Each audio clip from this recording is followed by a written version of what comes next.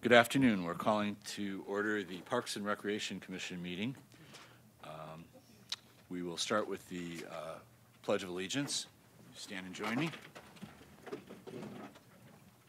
I pledge allegiance to the flag of the United States of America and to the republic for which it stands, one nation, under God, indivisible, with liberty and justice for all.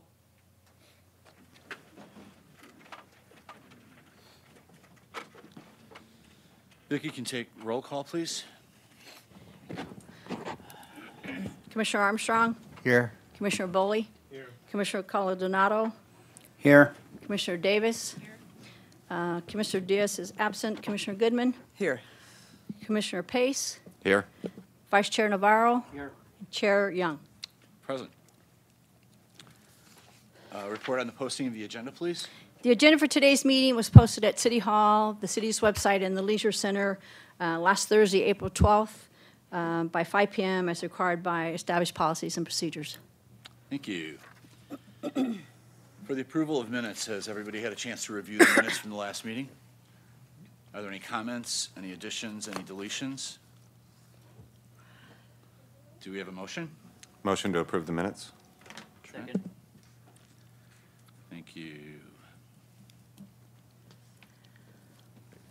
Vicki, is there any correspondence today? Do we have a vote on the minutes? I'm sorry. You can tell I'm hurried. I want to get through this agenda today. All in favor of accepting the minutes? Aye. And opposed? And we have Abstain. one abstain.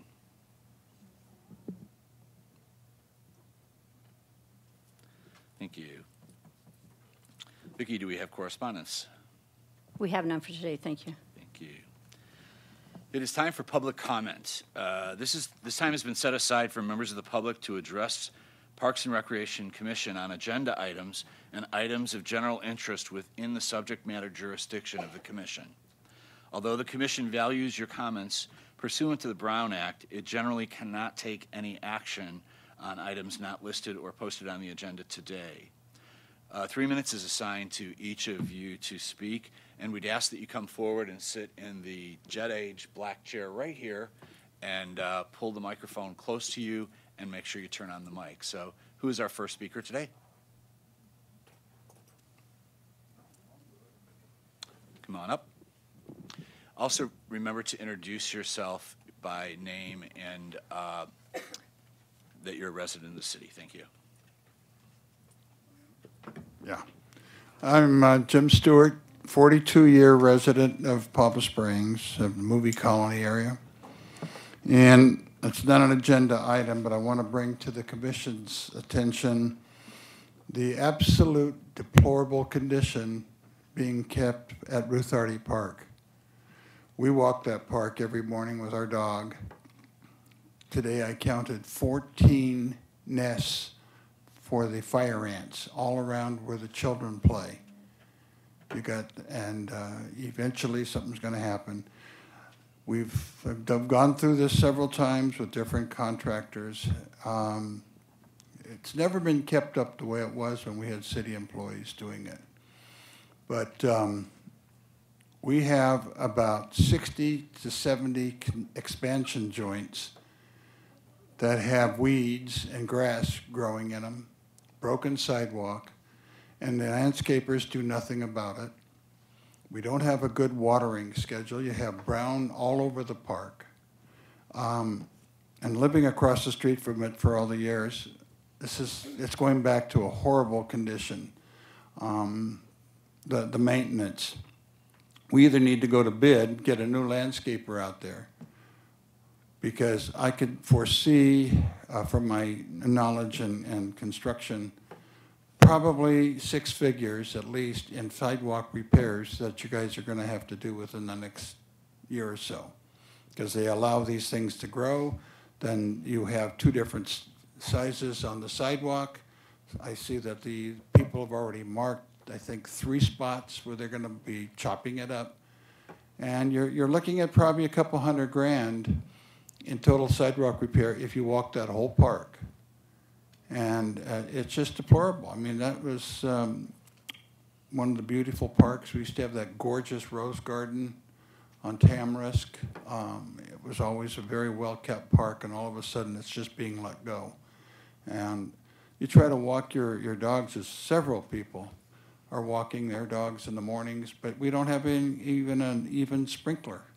I mean, today at 10 o'clock, sprinklers are blowing across. Well, good afternoon, Mr. City Manager.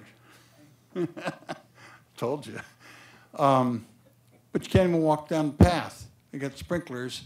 Instead of blowing on the grass, they're going across the sidewalk, all around the tennis court area where you have the walkway between the tennis court coming towards Caballeros. But it really needs to be looked into, and possibly you have to go to bid for a new contractor for that. Thank you. Thank you very much, Mr. Stewart. Our next speaker is?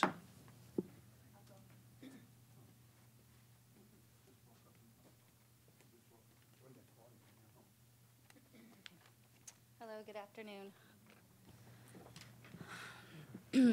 Hello, my name is Angela Williams, and I am here to talk about the Tiny Tots program that is currently run out of the rec center. I'd just like to say that the Tiny Tots program has been invaluable to my family and my two children. My older daughter currently goes to Catherine Finchy, but my younger daughter is in the Tiny Tots program now. And she will hopefully, again, be going there next year. She's not going to meet the cutoff for kindergarten, so we'll need that program again in place for next school year for her. The teachers there are amazing. They are committed. They care deeply about all the kids. Also, the parental involvement and the contributions we make to the program, I think should be noted as well. I mean, the program is subsidized by the city, but we do pay tuition there, and we do make daily contributions for snack time. Each day is a different child's turn to bring snack for everybody. They do bring their own lunch to school. The teachers this year have done just some amazing things with them. We all donated supplies, and they built an amazing community garden in the back. They've been on 3 field trips, and they've had 2 guest speakers in the classroom, which has just been amazing for all the kids. There's also a summer camp program that goes on there with the Tiny Tots. Again, it runs the same as the school, Monday through Thursday from 9 to 12, where they do swimming, music, arts and crafts. I'd also like to just mention some other programs that do run out of that same space that would be affected by a Head Start coming in. I know there's a woman that teaches yoga there 3 mornings a week in one of the dance studio spaces, and I also believe that they run dance classes at some point, sessions throughout the year in that same space. I'd like to emphasize that the Tiny Tots program is not a daycare. It's a traditional preschool program where they are learning their ABCs, their 1, 2, 3s, their shapes, their colors, all these amazing things, learning to spell their name. Also, all of the current students at Tiny Tots will not qualify for Head Start. All of us that send our kids there are middle-income families. You may or may not be aware, you have to be in the federal poverty level to go to Head Start. So that would definitely eliminate all of the families that currently send their kids there. So it kind of leaves us in the dark for what's to come next school year. I know especially for me because my other child goes to Catherine Finchy, so it just makes perfect sense. It's right down the road, get the kids dropped off, the location's perfect. I'd really urge the school district to, look for either a different space or look into possibly leasing portable trailers, classroom trailers. Thank you very much for your comments. We appreciate that. Next speaker, please.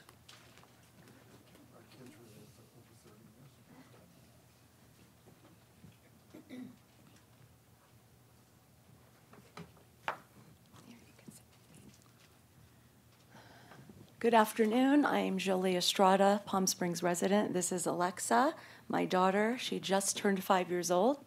I wanted to reiterate, as I did last time, regarding the Tiny Tots program. I have a 24-year-old son, in addition, that lives in LA now, that grew up here, went to Palm Springs High, and attended the Tiny Tots, the dance, and the after-school program. wanting to reiterate, it is not a babysitting service, it is not a daycare, and also, none of us do qualify. We're middle-income families. A lot of stay-at-home moms are part-time working moms. So, you know, when I sent my son to private school, and I know a lot of the other families did 15, 17 years ago, the tuition has gone up about 4 times. So that's 2 car payments for some people. So in the past, you could send your child to First School, to Desert Sunshine, which is no longer, to St. Teresa's, to part-time 3-4 days a week for maybe $400 or $350. Now it's like $800-900. So, you know, and then none of us would qualify for a program like Head Start. And not that nobody is sympathetic, but the schools already have Head Start, so they need to find another space. I hope that you'll support us, because this program that Vicki does an amazing job, just a phenomenal job with, has been in place for over 30 years. And it would just be shameful to, you know, for us to lose that when a lot of the parents don't have another option. So it's, again, you know, the middle class sort of paying for everybody else's programs and an entitlement program that we already have plenty of, and then we're left with no place else to go except to spend $1,000 a month for private school. For us, it does not affect our family. My daughter will be entering kindergarten, but a lot of the other parents and families, it will affect them because they would like to continue next year with the City of Palm Springs. And I did bring, as a quick example, I would just like you all, if I may pass this, to see. My daughter at 4 years old is writing her first and last name. She's reading. So this is not a babysitting service. So if somebody would just like to sort of have a look at what they do, I think you need to see for yourselves, especially if you don't have children.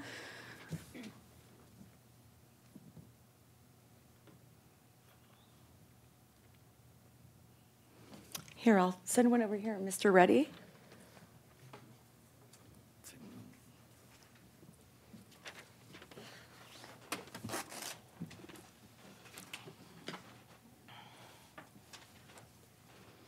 And my daughter actually, my husband was off work today, and my time is up, but my daughter, who's a Palm Springs resident, would like to speak.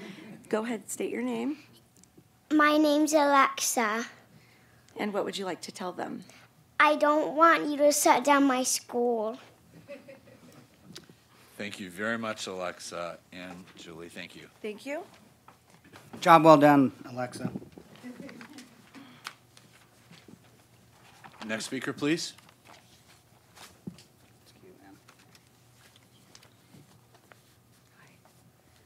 Hi.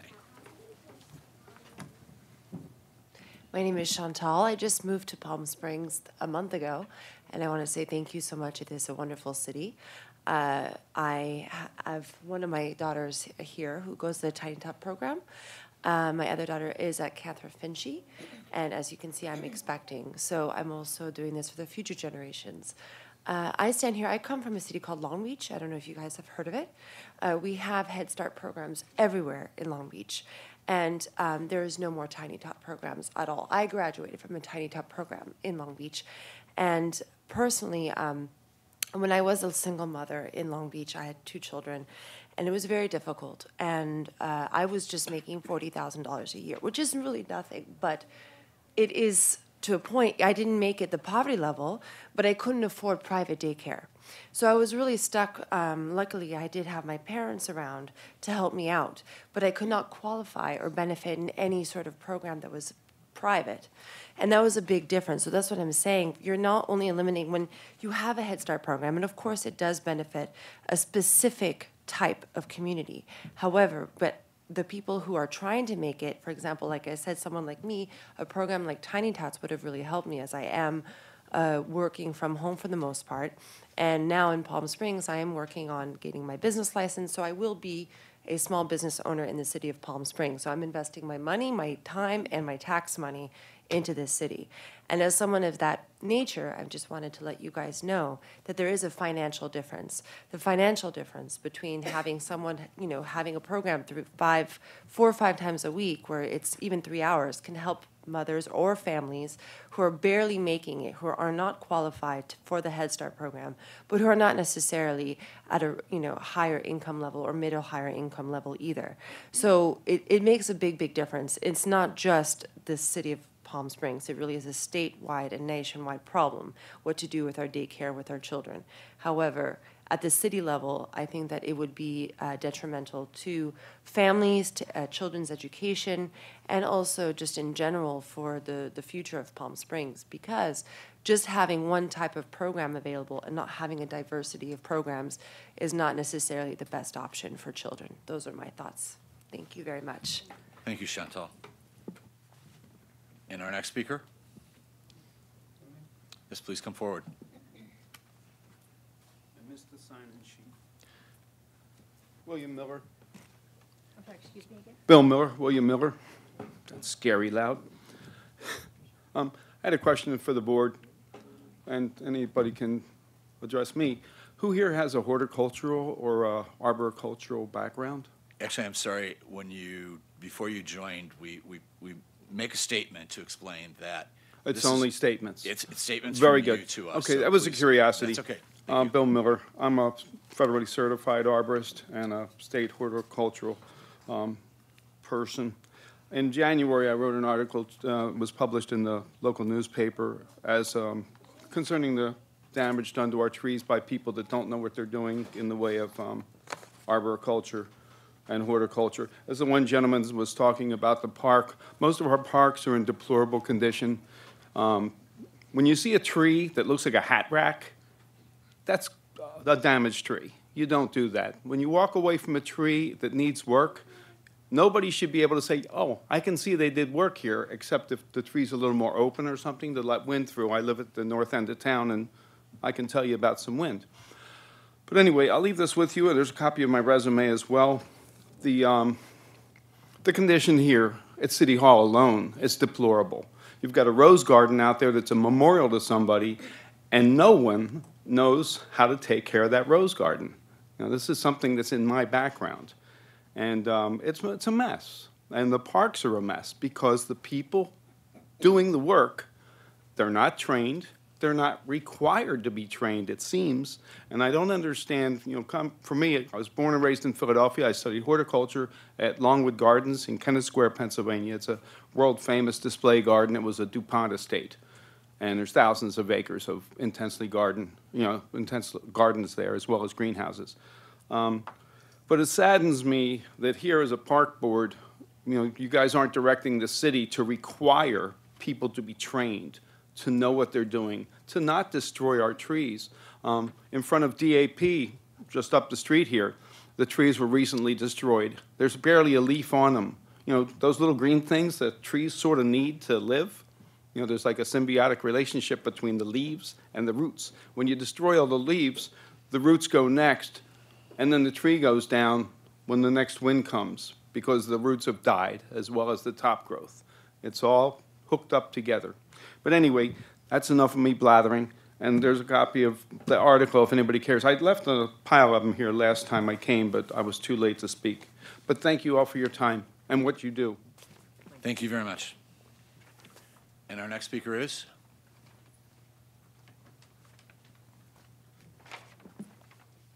Hi. My name is Jason Martinez. I'm the Vice President of Palm Springs Youth Baseball. I'm just going to read Richard Jenkins, the President of Baseball's letter on renaming our Field 6 to Jared Doherty Jr. in memory of Jared Doherty Jr. Jared passed away last year in our 2017 spring season. The loss of him was one of the most devastating events that have occurred in our organization. In Richard's 22 years of experience, Jared was one of the most endearing people he's ever met. Jared amplified the spirit and ethics that many say don't exist in young people today. His character was kind, thoughtful, respectful, and playful. Jared frequently volunteered to T-ball with our special needs players, which we call Kelsey's Heroes.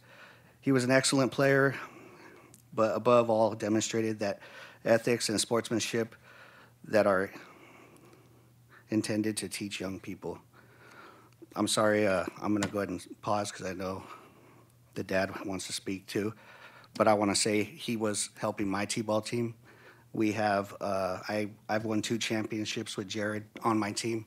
I would love for us to put up or change the name from Field 6 to Jared Doherty Jr.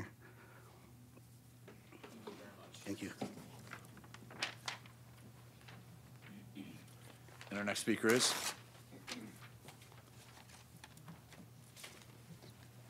Good afternoon. My name is Jared Doherty. As before, my son played for this league starting in 2010 up until his sudden passing May of 2017. Within his career there, he won 6 championships and was a 2-time All-Star. Sadly, his last championship came weeks after his passing. The last game he played against Indio, he was our catcher, and he took a hit from a kid about 2 times his size, got thrown back about 40 feet, got up, and went to the dugout. Next at bat, came up, hit the ball, and all he said is, "I heard a pop," and finished the game with a dislocated elbow, which we came to find out afterwards. That was the toughness, the grit that he had, that he would still play with. He had a heart of gold, a smile that made you melt, and he'd do anything and everything for the game that he loved so much. He is a 3rd-generation desert resident who played on these fields, and he has aspirations of playing high school baseball, which I now go out and help coach in his honor. And I would appreciate it if you guys consider naming the field after him. Thank you very much for talking, and we're very sorry for your loss. Thank you. Do we have another speaker? The homework back. With, Thank you. you don't want us to put that on our refrigerator? You know, that might not be a Once we're bad done idea. speaking, do we? Thank you. I don't even know the. You stay. I will, Stay or leave? Okay, perfect. I will be closing public comment.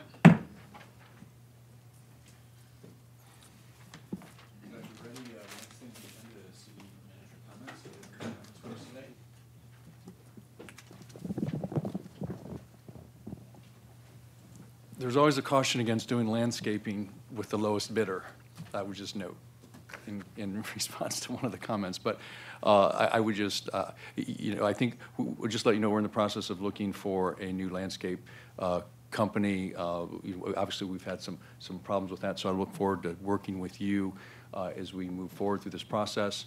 And I think with the new landscape company, I would just mention we probably need to have some significant input from the commission with regard to the scope in the parks, because I do believe that there is some significant room for improvement. Okay. That would just be the general comment I would want to make. Thanks. Thank you, sir.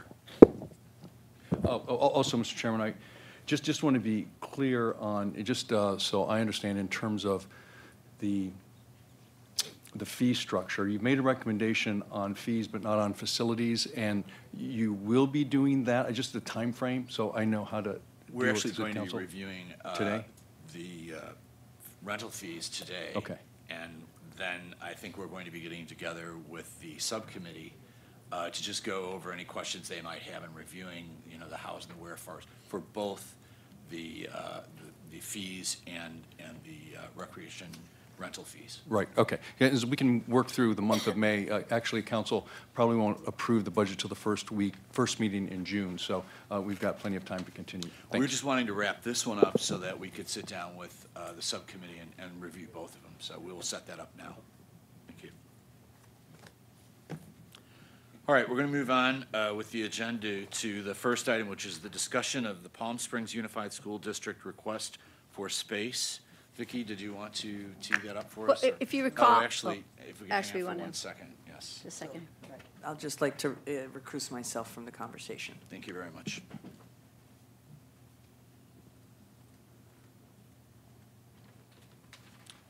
Right. So as if you recall, last month we had a conversation regarding the potential request from the Palm Springs Unified School District to rent the youth room at the Leisure Center for their Head Start program. And we had a rather lengthy discussion during that last meeting. And the conclusion was that we had, I believe Commissioner Pace made the motion that we table this item until we had a representative of the school district board and the early childhood education director and the city manager here to answer some questions that you as the commission had that no one was here really to answer the questions and make it more clear to you of, you know, what's going on with the program and the multitude of questions that you had. So we have with us today, obviously, Dr. Reddy's here today, the city manager. We have Mr. James Williamson here representing the Palm Springs University School District board, and we have Myra Acosta, who's the early childhood educator Please join director us. for the school district. Great. Thank you. So I'm not sure how you want to move forward, if you want to go over some of the background. I know we had some questions that we had in relation to the impact to the programs that we have. So how are you comfortable starting out? I'd just say that, firstly, we're as a school board, very excited about the opportunity to partner with the city to offer early childhood education programs. We have, as a board, invested a lot of resources. We now have full-time kindergarten in all our schools, and we are focusing now on expanding our early childhood education program. One of the things that we're faced with, one of the major challenges we're faced with is facilities. We actually have available to us through grants the funds to run licensed facilities with licensed teachers programming, but we don't have the facilities. And that's why we're having this conversation with the city, who we understand has facilities that we can help, we believe, maximize their use to serve as representative a sample of our community as possible. So, good afternoon, everybody. My name is Myra Acosta. We're going to just Thank you. I just thought my voice was really low. But I've been with the district for about 1.5 years now. As being fairly new to the district, one of my responsibilities was analyzing the need in all areas. And where I focus is our preschool children. So what we're servicing is pregnant moms, infant and toddlers, and 3 to 5-year-olds, and looking at the need. So one of the first things that I decided to do, which is information that I can also leave with you guys, was an assessment of our district and the areas and also with a comparison with the Coachella Valley Unified School District and Desert Sands. So that was one of the tools that I utilized to start getting data and trying to analyze the need. Where is the biggest need and what we can do for our families and our children. So that was one of the tools. What I put together for you guys today was this. So what I tried to do this time was focus more on just Palm Springs, the city, and doing a collaboration and looking at the need that there is here in this city itself.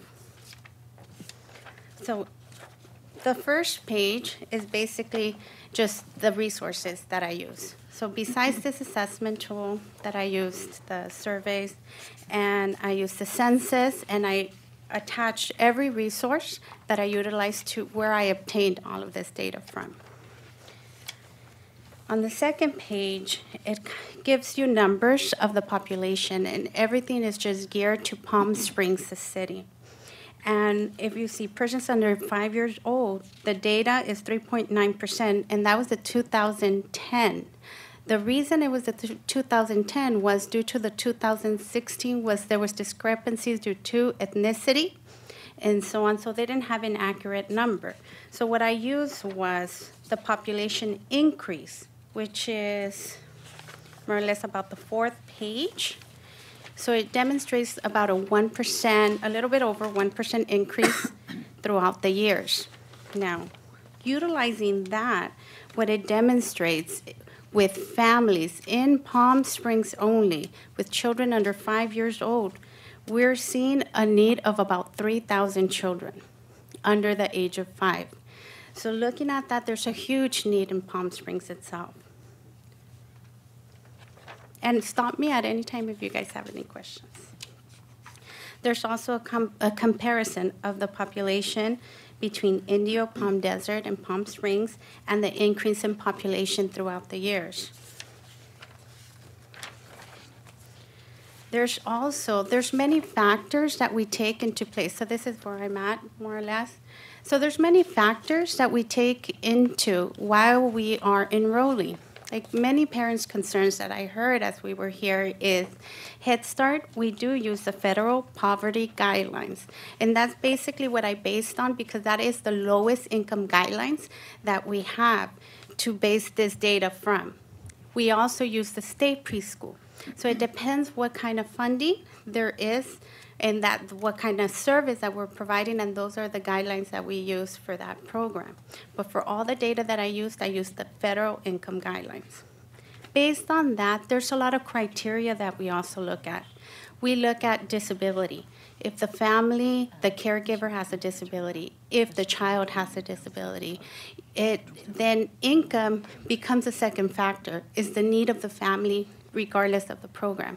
What is the need of the child and the family? And that can take priority over income. So there's a lot of factors that come into play when a child or a family is enrolling in our program. So that's one of the factors that in this graph you can see in Palm Springs in the comparison where they are at, our families and children in the poverty levels and the need in the different type criteria that there is. And the next one is just children under 5 years old in Palm Springs itself. And keep in mind, this is something that you can always go back and reflect and look at the data. So I added every link, every resource where I took the information from. At this current time, just in Palm Springs itself, we are offering between Head Start and state preschool, without the collaboration with the city, 340 families. That's what we're serving in Palm Springs. With the new collaboration that we began with our city this current year with Desert Highland, adding those additional slots, which was an additional 32 families that had an opportunity to come into a full-day program, and I'll give you an update on that as well. That gave our families an opportunity to go back to school. There's a different type of priority to get into a full day, to return to school, to get a job, and we help them go through any hurdles that they might encounter to make sure that they're following either their goals that they want to achieve in their lives. And that's how they get to those full-day slots. If we're able to continue with Sunrise Park, that would be adding an additional 15 to 16 full day. If it's Head Start and state preschool, then we can do an AM and PM session, which would change that. What was the number that you were using, 50 or 60? 15, 15, or 16, I'm sorry, and I'm on this page. Is that with current configuration, or is that with the updated possibility? The thing, part of our regulations is to be licensed. So due to the square footage, restrooms, and what we have in place with one restroom, that's what community care will allow us to have in one given facility. No more than 15. I'm hoping with a waiver I can have 16 children in there. So that's what I'm hoping for. Part of the program that was mentioned was a $50,000 update to add a second bathroom. What would that do to your numbers with the square footage? That would increase depending on the program. So if it would be a state preschool, it's an AM and a PM session. So that would bring 24 children in the morning, 24 in the PM, and that's 48 children. If it's Head Start part day, then it's only 32, also divided in half. And if it's full day, then no more than 16. If there is interest on the city's behalf, one of the things that we are constrained by our funding is that we can only do leasehold improvements in buildings that are owned or leased by the school district. But there may be creative ways to get around that. So if the city is interested in opening that space up to us, I'm pretty sure we can find a way to do it.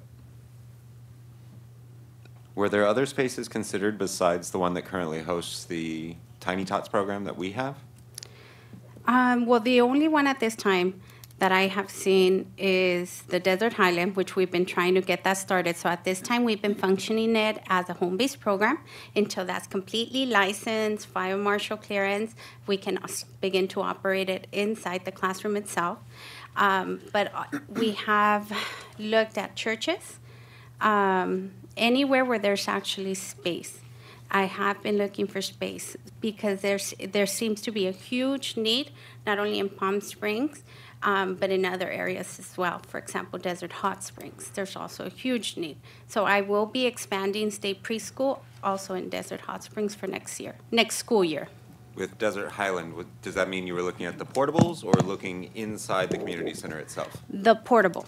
The portable at this time is what I'm trying to complete with the community care license and fire marshal clearance in order to get that up and running. But at this time, we've been operating as the home base program, so that's a different option where the teacher goes to the child's home, but we follow our same curriculum, and it's individualized for every child's needs.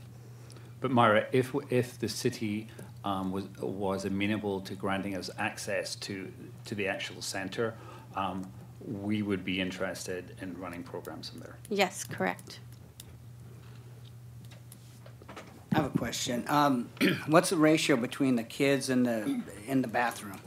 I mean, if one bathroom is that like a 15, 16? What community care license is, I have to have every facility license.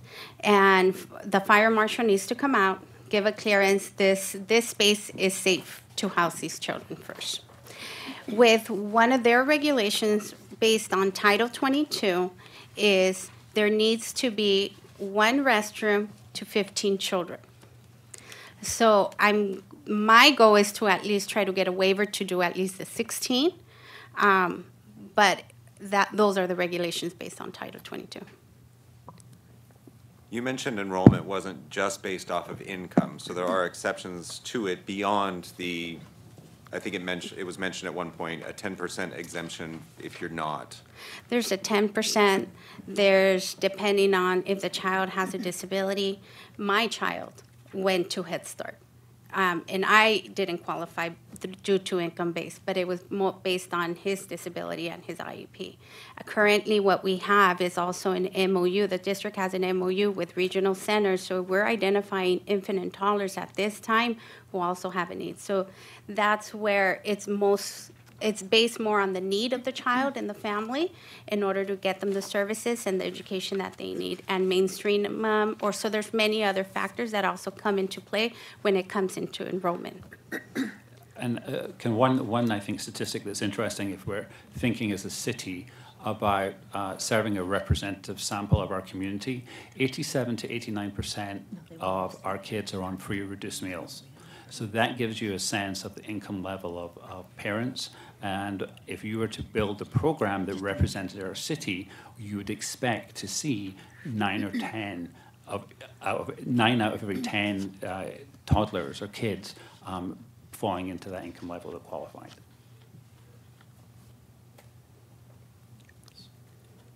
Thank you, Myra, for providing this and all the information. I think the issue that I'm having and other of the commissioners are as well is what will happen with the families of the Tiny Tot program.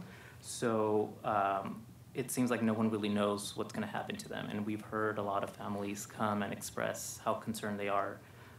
So my question, I guess, to you is, has there been any effort to reach out to this program and seeing what we could do to work together or to give them other options as to if this is going to be taking over their space, is there other spaces for them, or has there any communication with the Tiny Tots program? There's many actually options that we can look at, okay? My goal and purpose and vision is just servicing our families and children, regardless of income.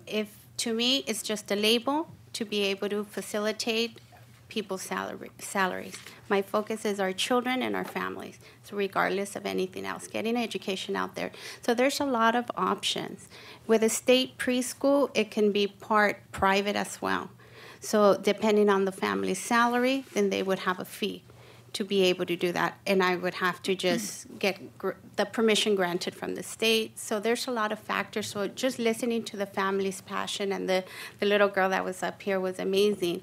And I don't want them to feel that way as well. I want them to feel that there is a place for them to take their children every single day where they feel their child secure and safe. And we're providing a service as well. So there is a lot of options. It's just basically looking at where's the need, what can we do, and that's the best thing that I will do. Try to make sure that we meet all of our families' needs and our children's needs. And I think also if we want to look at how we serve the community, that 9 out of 10 statistic is an important one. I guess in the program Tiny Tots right now, is it 3 and 4 year olds? That's right. So you'll have half of your class graduate out this year. So if you're serving 30 students in that program, assuming 15 graduate out, you have 15 students you want to make sure are not displaced. And that's something that we can manage until we get the ratios into what I think they should be, which is 2 to 3 children who don't make the income requirement out of a total of 15 if we really want to reflect the makeup of our community. Mr. Chairman? I'm happy to yield to other questions of the commissioners, but I would like to make a couple observations and offer a possible solution or a recommendation. Because I've been dealing with this issue for a long time. Just from a general observation standpoint, I've always had a city manager, and I think all of us are concerned, but particularly a city manager, I've always been concerned with the liability of dealing with small children. You know, that's not what we do in terms of as a city. Our workers aren't certified in some level of child care that has ever given me a comfort level. That being said, it's been an important program, and the council as a policy has wanted to continue to do that, and the Parks Commissions have wanted to continue to do that. So we've moved forward there. So now we have a situation where the school wants to help and bring their Head Start in. So the benefit to that is, besides maybe undoing some of our liability, which has always been a concern, but they have their skills certified, you know, federal, state, school approved curriculum, however they do it, which is completely different from ours. We're just doing like the best we can, what we think is good. That being said, I think the issue you're having is there's some unknowns. Who will be left out? There's a universe, there's a population that doesn't really maybe meet their qualifications, that may be left out, but a good portion of them are not city residents. Our program doesn't pay for itself, we're subsidizing it. So there's all these things that are floating around. So maybe what I would suggest is a recommendation. This is almost on one level too good to be true, but we do have to, probably gonna put about 40, 50,000 into a restroom. I think we probably need to do that anyway for the facility. If we go forward with that, we would be negotiating with the school district. I believe they would potentially be paying us some sort of lease payment. There'd be a payback, but we should improve the restrooms anyway. So we possibly could go forward with it, go with the program, and I'm just sort of thinking from a solutions perspective. You go with the program, we get the benefits of the program, and then we see what's left in terms of that population that we may not be able to serve and they may not be able to serve. We understand what that is. We sort of, as a pilot program, have this dual thing going on. At that point, our population, who may not be able to get into their program, is much smaller. We continue maybe as a pilot for a year or so with our program in a different location. It's much smaller space we would probably need. We would have some continuing expense, obviously, and then we've got a year, maybe it's 2 years, and at that point, we're able to evaluate, you're able to evaluate who's being served, who's not, how do we incorporate them into the program, and then ultimately, we potentially have a program where either it's continued to be dual or it's able to be the school Head Start program. So that being said, that's just a possibility. Sort of have our cake and eat it too. And may I just add, what we do in our program, we don't look at the child as just that one child. We look at the entire family. What are the family's needs? So with that being said, we have a STEM program for our preschool children where they're actually, it's a science and math technology-based program where our children, this is the first year that we started this program, it's individualized for every single child, depending on their skills, and it's timed in their classroom during their time where they're working throughout their classroom, and that's what we call it as they're going to the different areas.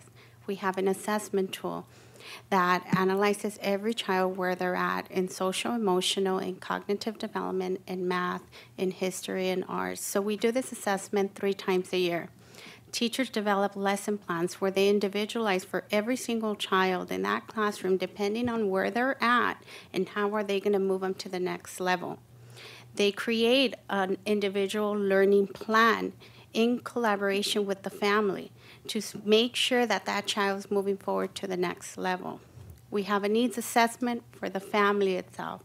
If the families are in crisis, in type of housing, nutrition, anything that they may need, we provide the resources and assist them in getting down that path, or trainings and workshops that we provide and parenting courses that we provide throughout the year. So we try to make sure that we're looking at the whole child, and that's including the family itself, and making sure they become an advocate for their children as they continue on through their children's education itself. Yes, Commissioner Bowley. Building on what David said about trying it out for our group someplace else and take a look down the road and see how things develop, how about your group go to an alternative location and we assess that over a couple years and don't touch ours right now? I mean, we've got a building that really doesn't have a for rent sign on it. I hate to disrupt the group that's there. Would it be possible for you all to go someplace else and us to watch you for a couple years to see if it's used? Because I'm not sure the demographics that you're saying there's 100 spots that people could qualify for this. Are they Central Palm Springs? Are they, this is Coachella Valley I read, or are they Desert Hot Springs? Is this a good location? Should we be considering, or, could we look at an alternative location and not toss the apple cart out the window? So this is the one that we did. I did do where we also did the comparison with the other districts itself.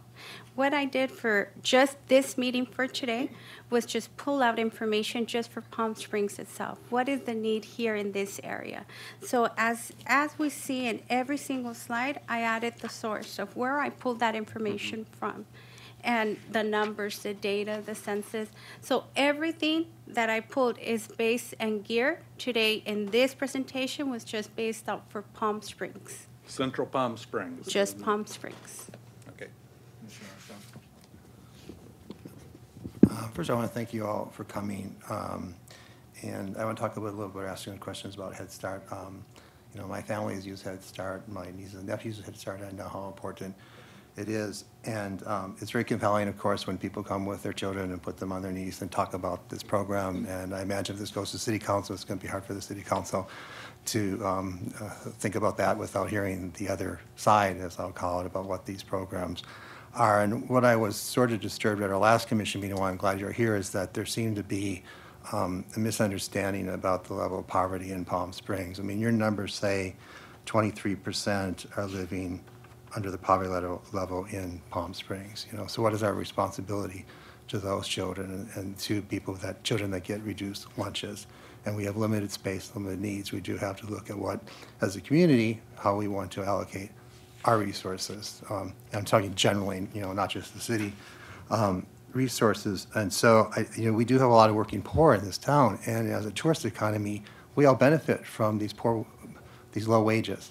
And so we do have some responsibility as a city for the poorest among us and for their children. So we saw today someone talk about the benefits of the Tiny Tots program, but could you describe for us some of the benefits you see in the people and the children coming and what happens to them when they leave and go to the school district? Yes, and it's actually, and also, like I said, everything I added, all the data, the resources, where it came from.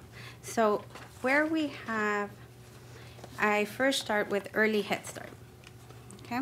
In that early Head Start, so that's where I'm focusing with pregnant mothers and from 0 to 3 years old. And the program that we use, a curriculum that is geared for them, is Parents as Teachers. The teacher works with the family at home. They start either at pregnancy or as the baby is a newborn and throughout the toddler, so depending on the child's age, and we start working together with the parent at home and using that particular curriculum. What we've seen on the data, and just to even receive more, you can go on the links and get additional data on that. But what we actually have seen in Head Start itself is how children progress. And there's data to demonstrate in language and literacy and math, the scores that they have demonstrated in additional years throughout time. What we use is the same curriculum that the district utilizes. So it's continuing that education throughout time. So they started off young, depending on the child's needs. So it can be a child who's functioning at a lower level or an IEP or at different levels. And that's why the teacher tends to individualize depending on that child's needs. Regardless, it's the same curriculum. It's just individualized for that child, and the assessment tools, including the STEM program that we're utilizing, it's all individualized. So a lot of our children the Head Start Impact study found that Head Start children scored better than in another controlled group of children in all measures and domains in cognitive and social emotional development. And the resource for that one was the U.S. Department of Health and Human Services. Another one was the Head Start children have better social skills, impulse control, approaches to learning. Head Start children also decrease their problem behaviors such as aggression, hyperactive. We look at the health itself. So we have a registered nurse and an LVN that work with all of our children and our families. So that is one of the things that we also look at our children. So obesity, overweight, we provide nutrition classes and one-to-one. If something they say that a child's overweight, if there's anything, then our RN and registered dietitian is also contacting that family.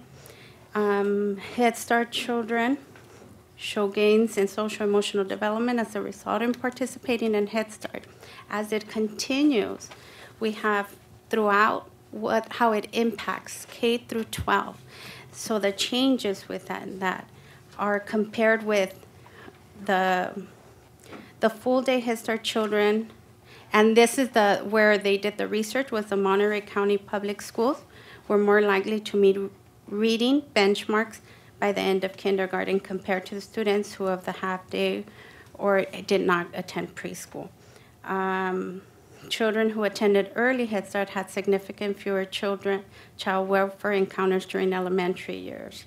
Head Start children in Harrison, where they did a different research, had higher means and scores in 5th grade than a control group of academic and executive functional outcomes. And there's more there, so I'm just highlighting a few. And then there's another slide, as adults, the impact that Head Start students created with. Head Start children had fewer likelihoods they were likely hired to graduate high school, attend college, and receive a post-secondary degree, license, or certificate. Head Start students are more likely to graduate high school. Among children who attended Head Start in the 1960s and 70s, white children 28.3% more likely than their siblings complete high school, and 27.6% are more likely to attend college. Head Start improves adults' health status and graduates. As adults, Head Start graduates are 19% less likely to smoke. Siblings based on the siblings who did not attend.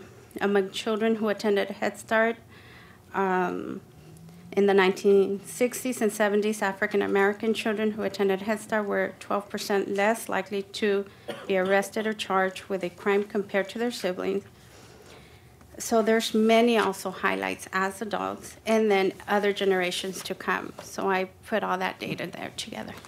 I just would like the commissioners to think of those outcomes. I mean, for the very vulnerable population of children whose many parents we all, benefit from because they're working in the tourist economy that does not pay. So we're all kind of complicit in that way. But I have one other question, or just on the liability issue.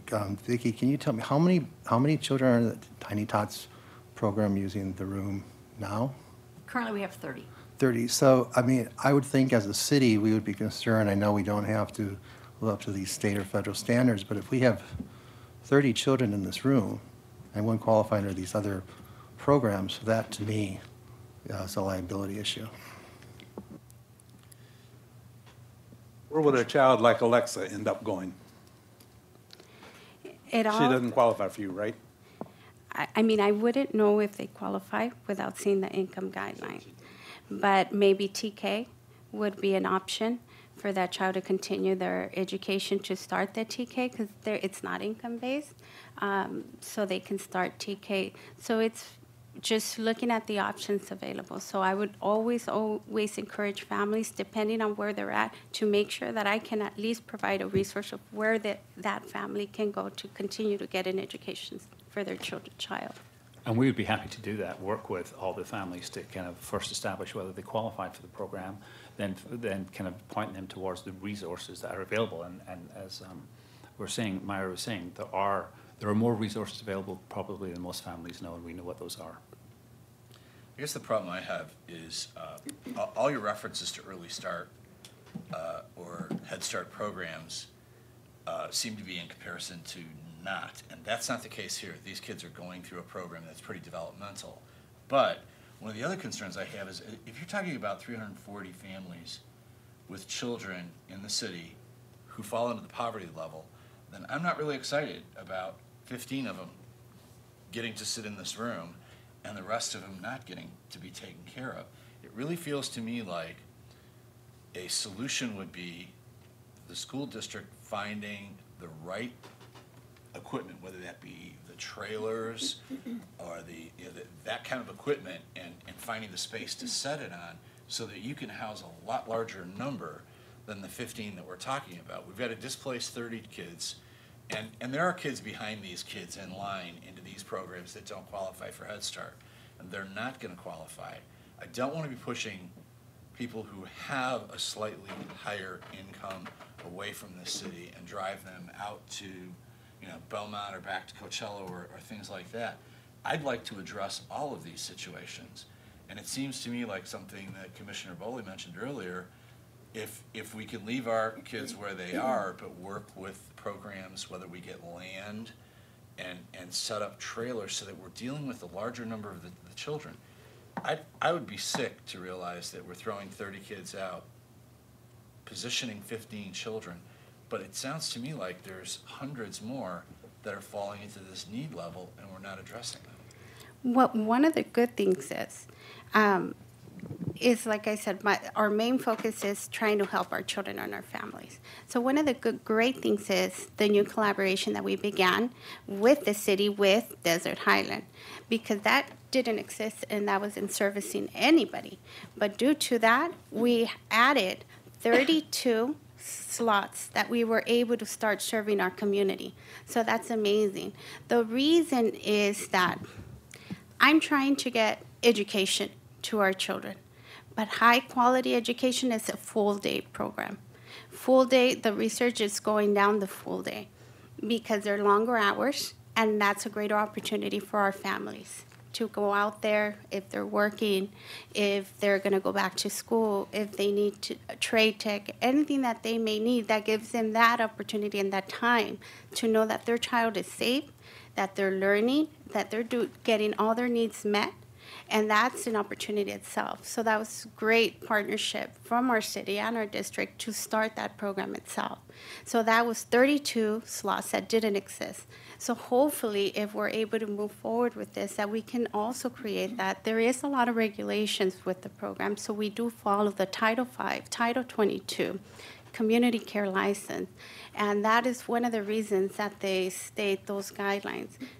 We do need a fire marshal clearance to make sure this facility is safe. So one of those guidelines is with one toilet, they only allow us to have 15 children in that facility. It's within that space. Then they look at square footage of the classroom, which this classroom's amazing.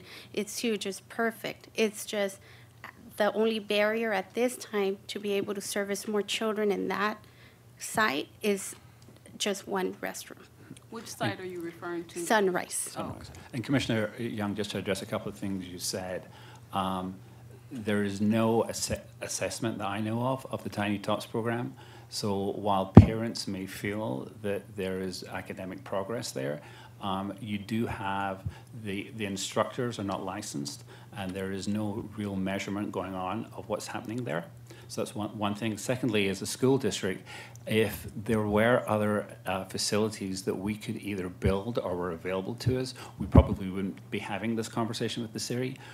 We, as I said, are limited significantly by the program's expansion is limited by the lack of available facilities. Putting trailers onto campuses and doing portables is never the best solution. And a number of our school sites, we're already maxed out in terms of the number of trailers that we can add to that facility, because there has to be a ratio between play space and et cetera, et cetera. So I wish that there was another solution, and if there was, I trust us, we would be taking that. But the reason we're in this conversation today is because those other facilities don't exist. If I could, Mr. Chairman, one other thing just to keep in mind, and part of this discussion was started because council is concerned about the subsidization. So for example, on the for kids only program, 27 are city residents, 65 are not even city residents. On the Tiny Tots, 13 are residents of Palm Springs, 20 are not. So at a minimum, council is going to go to a bifurcated system, would be my sense, where they're going to significantly raise the prices for non-city residents. I don't know that they would be able to pay that anyway. Does that even have enough done to sustain the program? Certainly not just with Palm Springs residents, I don't think. But that's just something to consider, that at some point as we move through this process, there's going to be a tiered rate. I'll just type. 18 minutes ago, you mentioned that there was there's options when it comes to a state preschool program for people that don't qualify for Head Start because they have a higher level of income, and there are continued options beyond that. So if I'm understanding this correctly, this is a phased project. You're working to get the Demuth portables that have already, sorry, not Demuth, the Highland Unity Center, the ones in the park that have been used for a program like this before, that are owned by the county, to get started as either a Head Start or a preschool program. You're trying to do the Sunrise thing. So it appears that you're looking at this in steps. So what I'm seeing is that this step is one of those that kind of has to go through because you're doing the other ones and you want to take over multiple programs because you need the space for it. Am I correct in that assumption? Correct. Okay, so we're trying to serve more children based off of what program is available, and there are multiple options based, whether it is based off of income, whether it is based off of age or need or disability or anything else, that would overall, by the end of implementation, you are serving more than just 30 students. You're serving, already I'm looking at two numbers for 2 locations for it, and it's over 70. So we're moving from serving 30 kids, and as Mr. Reddy says, 13 of them being residents, to serving 70 Palm Springs residents within the city of Palm Springs utilizing our facilities, correct? Correct. This is very much the beginning of a partnership, yes. Okay. So currently, in this one, in this slide, I have where Palm Springs Unified, what we currently have. So in total, just with that, is serving 340 families in the Palm Springs area itself. So that's Coyote Run. That's a off-site housing coalition. So that is not at an elementary school. So it's a housing coalition that allows us to use that space. We have a playground, and we work with them. We have Cielo Vista, the charter school, where we're serving 176 state preschools. Cahuilla, 48, and Catherine Finchie, all of those are elementary schools. With our new partnership with the city, we have the Desert Highland, which added the 32 slots in Palm Springs, and hopefully if we're able to move forward with Sunrise, we'll be adding additional slots there. Up to 30, if the second bathroom gets built. Correct. So if everything goes well and we're able to move forward with Sunrise, it would bring our numbers to 387, 388 families serviced just in Palm Springs itself. Do you have sites on other locations that would be of Off-sites. interest? That we have identified and found, and not at this point. That this commission would have anything to do with? Mhm. Okay. Do non-residents qualify for this program? You For the said this would be- off-site? Right now, we have 13 residents, 20 non-residents in our tiny tots. Do the 20 non-residents, do they qualify for this program? Yes. So we could For have the non-residents in our program here also. For the residents here, or you're saying, Right now, they say we have 13 residents and 20 non-resident in our tiny tot program. oh, the The non-residents? non-residents, do they qualify to be in the Head Start program in Palm Springs that you If- would be? Non-Palm Springs residents. So the Mhm. answer is it's Palm Springs Unified School District covers Desert Hot Springs, Palm Mhm. Springs, Cathedral City, Rancho Mirage, Thousand Palms. So that's not a Mhm. policy decision for us, it's a policy decision for obviously the City Council. Mm-hmm. So all of those guidelines fall into to our program. I have a question.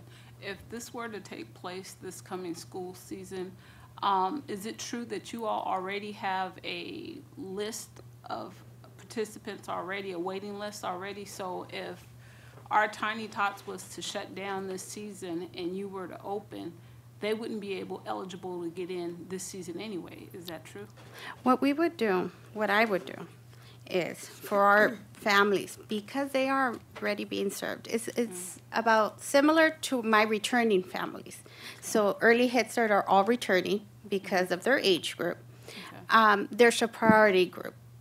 So that's how we would try to get this group first, a priority group, and enroll them before it's completely open enrollment for all families. So that starts early on, which we already began about 2 weeks ago, to start enrolling returning families. So I would make these particular families a priority due to the fact that they've been in this program already. And let's look at what's there, what we can work on, and then take it from that moment on. If it's TK, this program, or what is it that the family needs to make sure that we're providing the education to all. So, so what I'm asking is, do you already have a running roster for this coming season? If you were to open in September or whenever school starts, do you already have an approved list of children that will be participating in your program already? And maybe if Tiny Tots was to come on, maybe you would make additional spaces, but right now, do you already have a set group of participants to fill all the slots already? Or is there still room available possibly? Right now, at this Right point, now. right now, we just started our new enrollment for our new school year. Okay. So right now, throughout our entire district, what Mr. Williamson just mentioned, all those regions. So we're servicing quite a bit of families. So depending on what their home school is, that's where we try to place that child if we provide the service there. But if we're able to move forward with that, we'll get the Tiny Tots families and put them as a priority. So it comes, the way we put it in the system, we flag those families in order to become a priority, in order to try to get them enrolled earlier before it opens up to all the other families. I'm not sure if. And for those that don't technically qualify for Head Start, you do have the other programs coming into effect as well. The We have the preschool other where you can- options to see where they're qualified. Our goal and intention is to make sure that every child's receiving education services. Well, this isn't quite probably fair for me to ask. I'd be really interested to, having just used the Palm Springs Unified School District building off of Gene Autry for a retreat. And we used a classroom that was beautifully sized, and we used restrooms that were down the hall, and we were in one of, it looked to me to be about 10 or 12 different classrooms. What's used in those spaces now in the morning? What's going on there? Is that space available? I realize it's not our space, but I'm just wondering. At Gene Autry? Or Yeah, at Gene Autry. At Gene Autry, yeah. That building is not, Myra spent some time talking about the licensing requirements. that building does not meet the licensing requirements for early childhood programs. Probably as yours doesn't. And the building is used constantly for professional development for teachers, constantly. There are people cycling in and out there all the time. It's not available or suitable. So with community care licensing, they come out and monitor. They'll look at, like I mentioned, square footage. They'll look at even the playground structure, that all of that is safe. Fire marshal clearance has to come through first before they even come out. So they look at every detail to make sure that this is suitable and safe for all children. Any other questions, or is it time to move for a motion or position?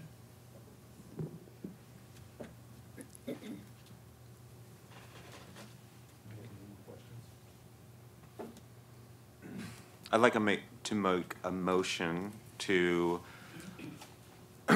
approve the use of that, our Tiny Tots thing, for the school to continue to expand theirs, as well as consider additional spaces that we could make available to them so they are serving more families across the multiple programs, regardless of the income or anything else. And a second? Get it recorded. And all in favor? Aye. And all opposed? Aye. So it is 4-3, and it does not pass. Thank you very much for your time today. Appreciate it. Thank you. Thank you. We really appreciate all the information that you pulled together to help us through this. Thank you.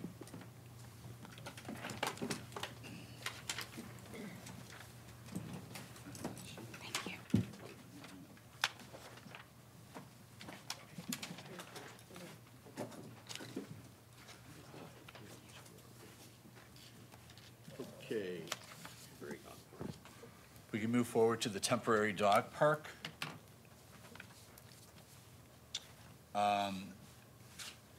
Actually, wanted to find out how things were going with the close down of the park here at the city, and then the two parks that are being utilized at Demuth Park.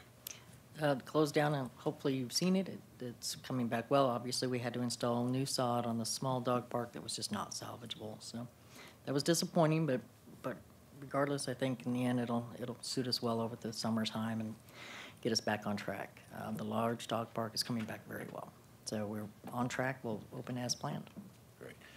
And the condition of the two parks that are at Demuth are in good standing going forward? Are they? We're having a little struggle with the, I guess what we would call the small dog park on the east side of Mesquite.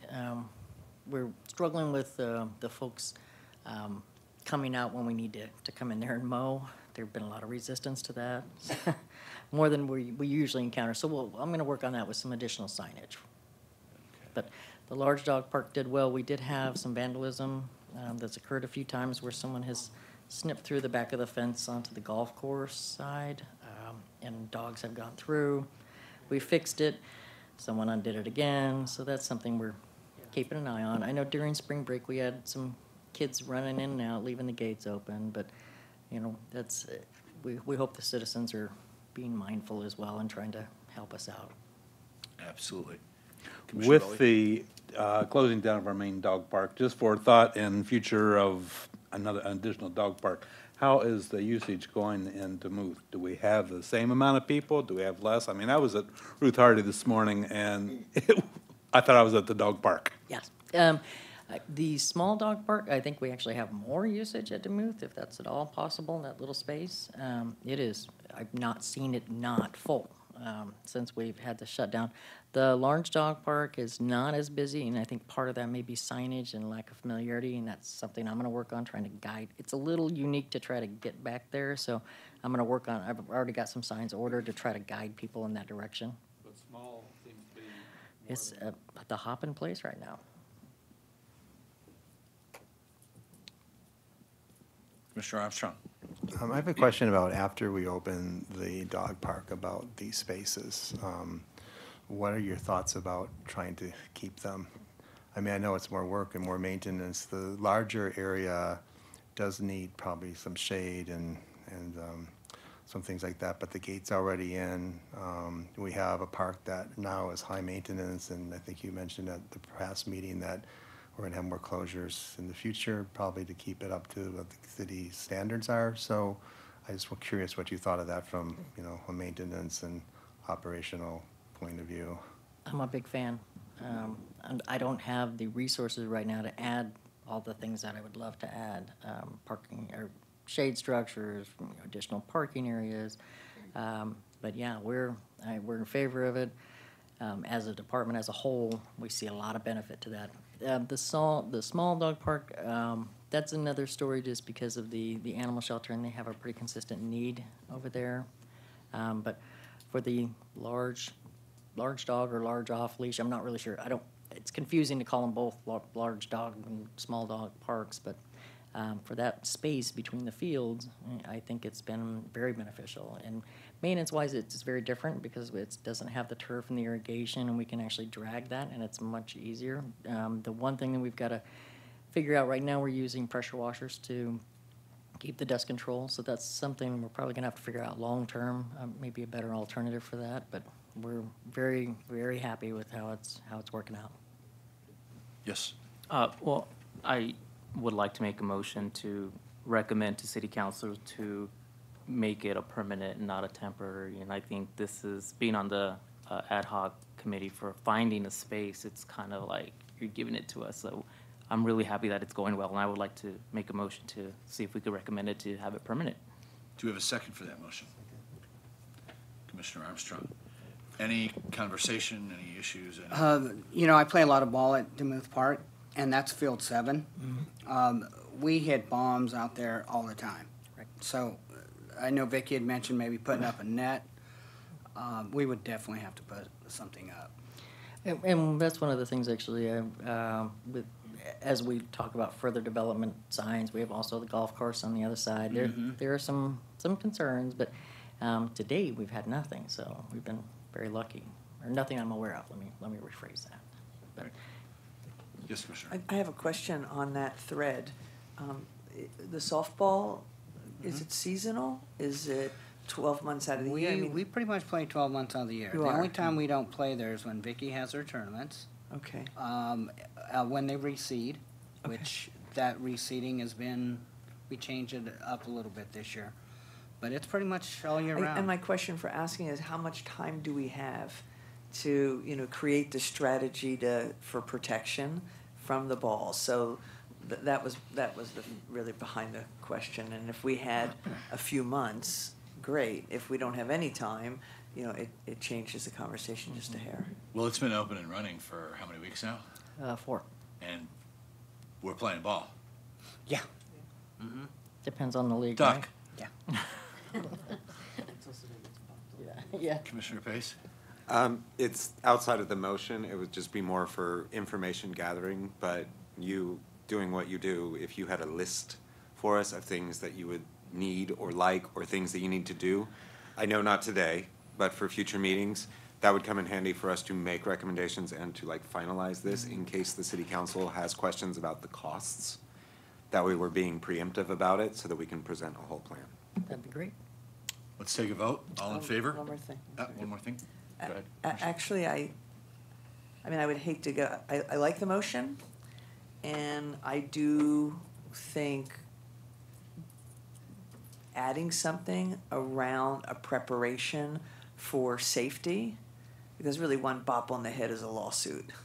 And so taking a motion and saying, look, we're giving a directive, we'd like to do this, without putting in something that says that is like the first priority would be that human safety. And that safety, that priority might be before shade, you know, if and when we can get some resources. So I just want to suggest that we maybe add something so it doesn't look negligent.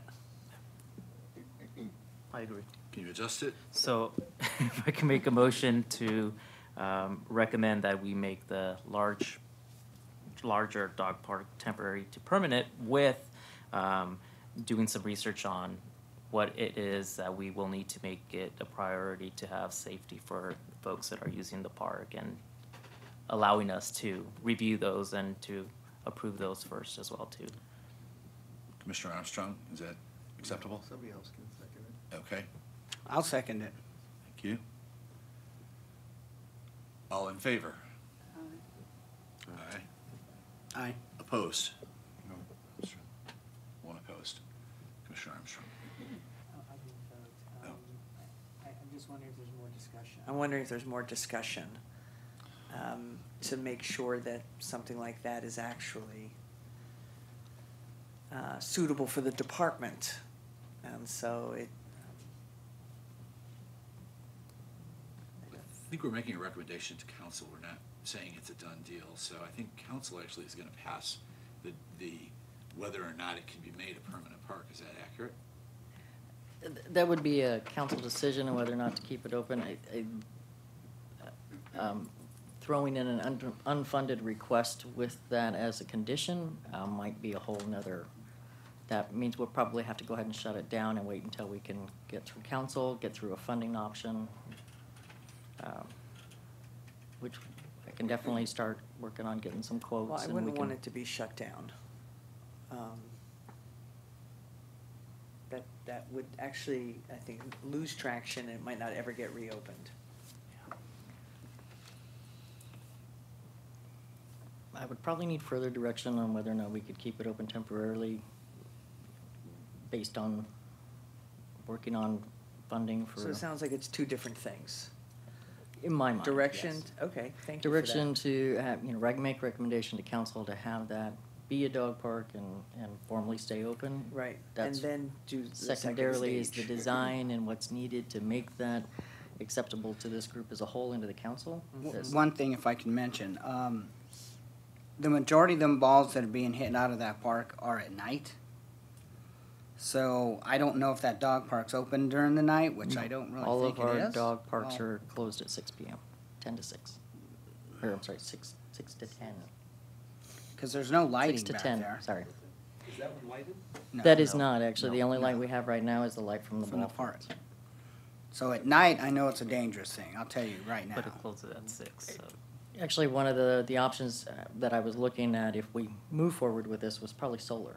I think that would be, until we get a shade structure, but right now I thought that would be a really good option for that area.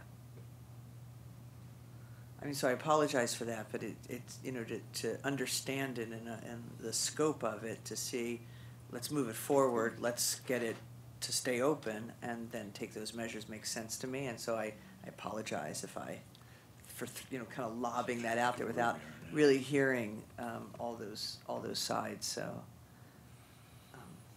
I don't really know what we would do. So with Vicki, this. where are we now? We've got a motion, we've got a second, we've voted for it, but it has the attachment.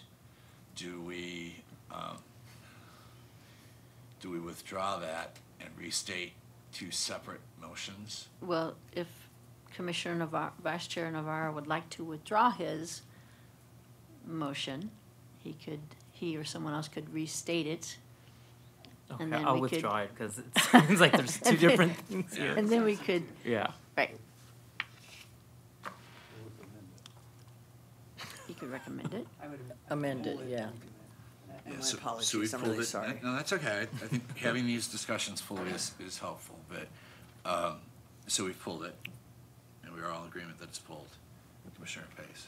Can I make a motion that maintenance look at ways and things that they would need to improve that temporary space to make it a permanent one for the future in case that's the way we go? Yes. Does that make sense? Seconded? I'll second. All in favor? Aye. Opposed? Okay, so there's that motion. And is there another motion on the floor to be made?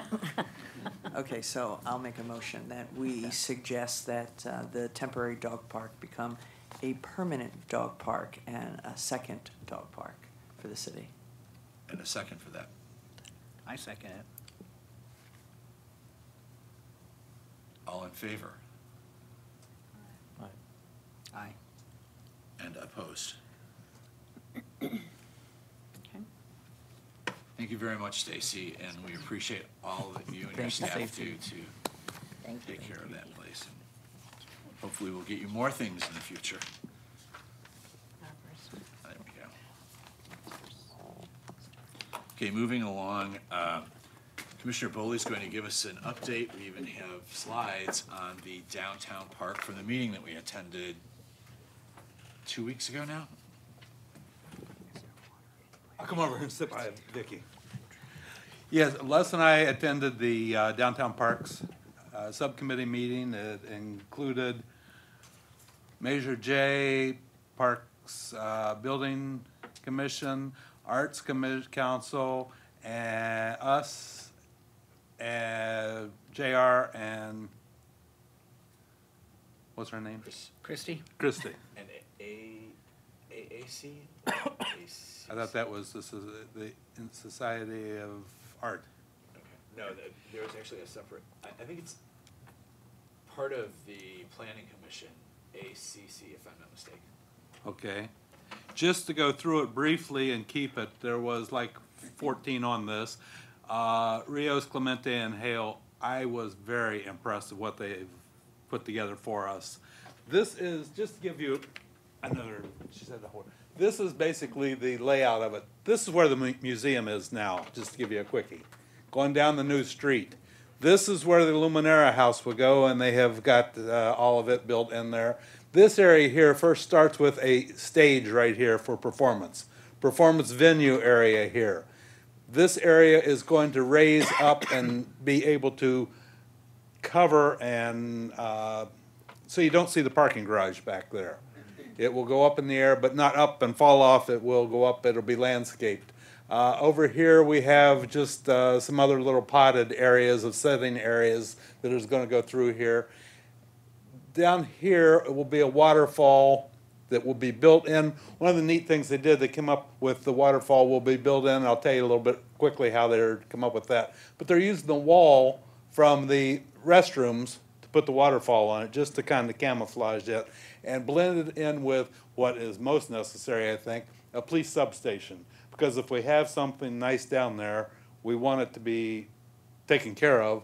And I mean, we first thought nice bathtub here. Well, the police will be right there, so it shouldn't be a problem. And it goes on through, down, and they have good news and bad news. As they presented all this, it was like, let's move ahead faster. We had talked about that they were going to possibly sod the area. The Grit was going to do sodding and sprinkling until we were ready to do this. This looks like this will be there in 2020. But as it comes down to all of this, the good news was move faster. Then they have this section here of trees and some shade areas that you'll see in a minute. And right here you see, this is Forever Maryland Park, or a large art sculpture. This was the bad news they presented to us. Maryland is not a done deal. We may have a park that doesn't include Maryland down there. We don't know yet. So that was kind of the bad part of how it all comes along. Just to give you some ideas of what they've done, they went around the valley and looked at stone structures, looked at the different rock that you find in here, and they're trying to incorporate that rock into the structures of the park. This gives it to you so you can see how they're going to do different elevations on the setting area and everything, so there's not long places to lay down. They're taking the rock in there. They went to the Indian Canyons. They went to the waterfalls up there. That's where they got the idea of adding a waterfall in, because there's the waterfalls in the hiking area.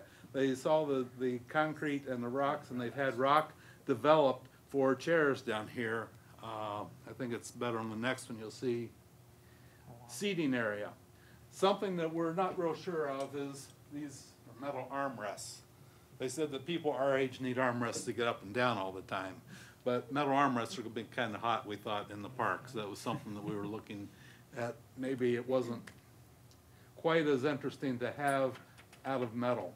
These are some of the trees and all that they're looking at in the local area that are indigenous to this area that they want to bring in there. They have looked at, they've given us, you can see the park up there, and they've given us some areas of what the trees are going to look like to be planted through. Keeping this area open for the stage. The stage is going to be 20 by 30, 16 foot high. It will hold about 500 people in that park, they're telling us. Something that concerns me, it is above the parking garage. Not in the park, in the amphitheater. In the park. The whole park The is, park. This whole park. That is whole only park 500 is- people it'll hold. Is going to comfortably hold about 500, wasn't that what they told us? Wow. Because there's not a lot of flat land also. It's not real big when we went down Yeah, there. it's not, what's the square footage? 5 acres. Acres. 5 acres. It's not that They did give us, like, these are different to the plants that they'll put in, and the colors that we're gonna get throughout the year, time of the year that they've gone through, and put it in that you can see where they're gonna go. The splash zone, the water feature is gonna have a splash zone, but the splash zone is only gonna be about 3 or 4 inches deep, so that you can just go in there, it'll have water shooting up, it'll have water coming down, it'll have misters coming down. Not the misters so much as like we know, they said, but more of just a fogging like to kind of give a effect of it. And this was a shade study that they showed us how all the shade was going to affect the area throughout the different months of the year. This is the stage, and they're looking at these units that will be kind of like a fan palm canopy. It's designed out of palm leaves that will go together to cover the stage for shade on the stage and make it part of the atmosphere of this area. This gives you the police substation over here and the waterfall feature on the left. This gives you the rock that they're looking at to bring in to face the police station with, so it kind of assimilates the mountains and all that we have here in Palm Springs. One of the things, this is your water, yeah. They did say that that was an uptick, that it won't come with that, but if, for just a little bit more, you can have that beautiful coating, so it will be interesting. All right, how do I get rid of that one? Go ahead. Vicki, what'd that do? Just press your picture. Just exit, I did, it's not going. exit at the bottom of that, go all the way to the Okay. bottom. If you exit, it's gonna take you out of Right. And you went on the slide? Can I go that way? There we go. No, it just comes back. All right, here's the water feature with the jets will shoot up, but you can see they're walking on it. Those kids will either walk on water or it's not that deep, one of the two. But you see the parking structure is behind it. Though the hill will go up slightly, and they can walk up there. It's not off limits and things like that, but it's just to give some kind of a break between it. So they do have the Maryland is still there. What's going on is, say, you've got what will be the Forever Maryland Park, the storytelling area that they're putting together, all the kind of shaded areas through here, the police station. This will all have light and sound with the water. The water is supposed to be to wash it all out, and then the performance area. So one of the things that they did come up with was the cost of this was going to be within the budget of 4.7 million, I think it was, to do all this. When it came down to, they said, but that doesn't include that stone on the front of the police station and some of those things that made it real glitzy. This commission, I think we need to, because I asked a couple people and they were like, we were originally promised $500,000 a year for the next 2 years, 3 years. Wasn't it 3? It wasn't 500, it was 400 for the 3 years. With a caveat that if they needed it down there, they would take it. They don't seem to know, or the people I talked to weren't on Measure J when this happened, Sid and Jim. They're new people there. They don't know anything about this. But it looks like that they could take well, actually, the money is there to do it the way it's been presented if they take our money that they already done to us. But the whole park and everything is looking real good. What, Commissioner Pace? It was a question as to whether that was, what's the price tag for all the upgrades in case they decide to go there, and whether our 500,000 is part of the original budget or not. This is their park site work breakdown right here behind me. So the total thing came out to 4.991. The police substation was 278,000. And demo. Yeah, what were they demoing? I can't remember that. There is some element that they need to The pit. address with the pit. Okay. Yeah. They have to move a wall. Right now where that pit is, that wall has to move back for that area, and that wasn't added in. But I looked, okay, so they can do all this with the police structure and everything at the 702, which kind of encompasses the money that was budgeted in there, I think. But the facade is not in there. That facade on there was additional. What did he say, 300? Yeah, I think it was 300,000 or 400,000. What else would be additional? I think, That facade. I think the lighting that we would like and sound that we would like, I just said, okay, with the stage, you know, we would have to rent lights or whatever if we were using the stage. It would just be basic low lighting there throughout the place. Go ahead. I'm curious if the amphitheater that is being planned, that is built into this 4.9. That's that shade structure thing that the There is not an amphitheater. It's a cutout. So to speak. It is a stage and a grassed area. This and a area right slight here. knoll. Yeah, there. That's all we're getting for Yeah. our amphitheater is really a It's like a stage. step up. That's the museum right there. That's that corner. Concrete stage. And I believe that's 16 foot tall, isn't it? 16 foot tall and 20 by 30, I think it was. Structure is only 16 feet up. So you're really talking about relatively limited entertainment capability. I mean, we're not gonna be doing. Well, the park only fits 500 people. I mean, Opera in the Park had thousands, so that's not like they're gonna jump Sunrise to right over there, right? It had thousands of people at Opera in the Park. We have to remember, it is. This is an really urban park. A little bit more like Stevens Park as opposed to. Right. To, Ruth Hardy Park. It's just, when you look at the space and you walk through there, you realize, oh, this is not very large. I don't find this. I've walked it a but few. there's- I've walked it a few times, and I This was is where like, we'd "Wow, go. there's not a lot of space here." Okay. There's the garage. You can see. I can't find this one's not on. So here. then so to answer Trent's question, the 4.9, what we're looking at is Pretty not much what you see here, inclusive except of for the that money stone on from the front Measure of the J. police. It is separate from the Measure J money, because I think they originally budgeted $5 million for the park. Correct. Yes, but This part on the front of there is what's not included in it. can we go back to the slide of costs, please? Back what? The slide that has all the costs and stuff on it? Breakdown, thank you. So if we're looking at the 702 plus the $300,000 for the facade added to the 4,991, which was their budget, that brings us to 5.991, pretty much. 5.993, sorry. And that would be 2 years of our 500,000 from Measure J that would be used to make that difference, because you know they're not gonna take the police substation out of the police budget. So the substation is also an add-on. The building was gonna be there, Les? Did you understand? Yeah, the buildings, the restrooms and the police station are gonna be there, but the chief hasn't totally bought into yet what that will be. And, there was talk of that replacing the Indian Indian Canyon office. Office, which does a lot of storage and a lot of, there's more than just 2 police officers standing in a window, which I think this is all this is gonna buy. I mean, this is very limited, along with equipment.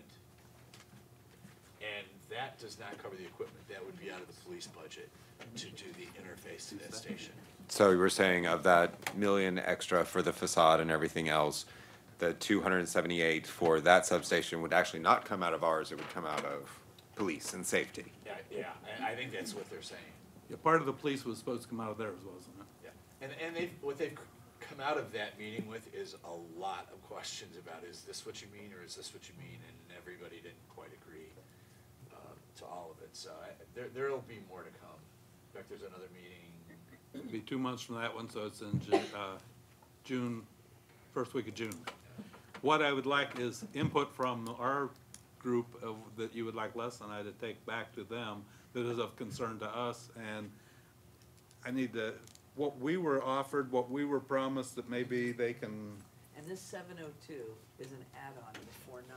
That doesn't include the Illuminaire house being there, but it does include the landscaping around the Illuminaire And house. the Illuminaire house is not out of this, that's separately budgeted by other people. It's, yeah. But there's also a structural issue with the weight of the dirt and the Illuminaire house and some other areas. So some of this is covering a parking structure. Structuring the parking lot so that it will support the activity. And that's why they can't do a lot of grass, roots, trees, because they don't have that much dirt, because it's parking structure there.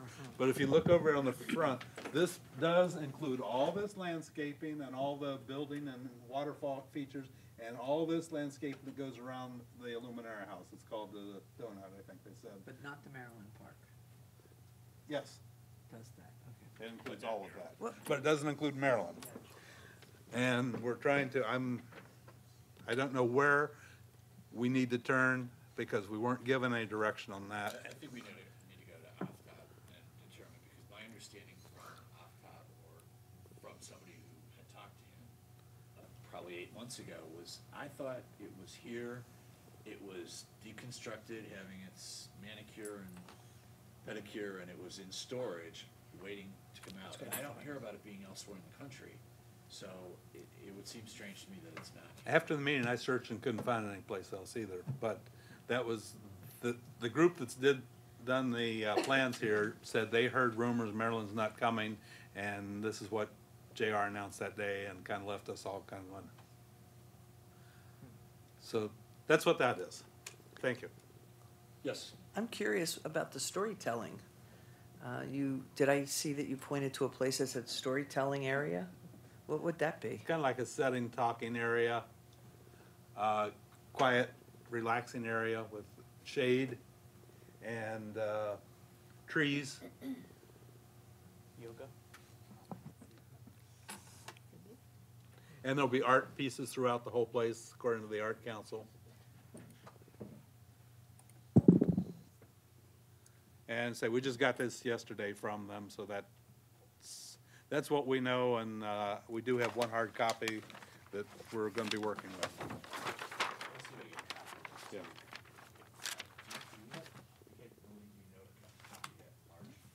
We do, but not color. Not at our place. Here? But they probably do. Probably city clerk's office. City clerk's office may have. Yes. Thank you. Right. I'm just kind of disappointed because I was served on the city's water conservation task force a couple years ago. And, you know, the water agency had just ready to shut down our fountains. And so going forward, our representatives on this committee think about sustainability, because to add all that water when the city was looking before to shut down water features doesn't really make sense to me. It's not really sustainable. Thank you. Any other comments?